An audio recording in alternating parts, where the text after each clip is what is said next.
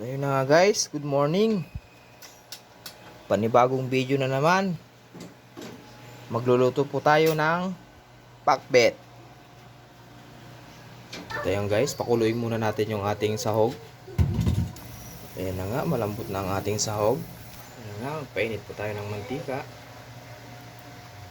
At igisa natin yung bawang. Tsaka ang ating sibuyas.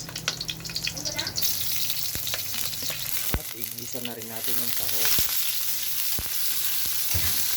Ayan na nga, nagisa na ang ating sahog. Lalagyan natin yung mga gulay.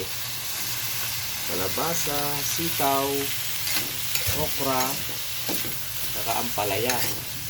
Sinabay ko na nga rin guys yung kalabasa kasi maninipis yung pagkahiwa. Lalagyan na natin ng tubig. At ayan na nga.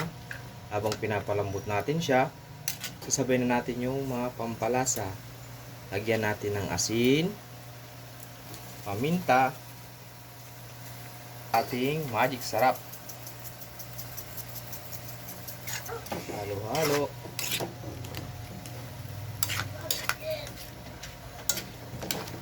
Tapos, tayo na nga, nalagyan na natin. Tatakpan muna natin guys, hintayin natin ng ilang minuto. Ayan na nga guys, kumulo na. Ilalagay na natin yung talong para sabay-sabay silang lumambot.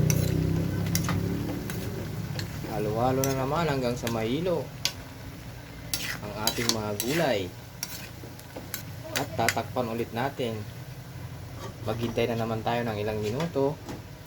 Ayan na nga, luto na ang ating pakbet na walang bagoong.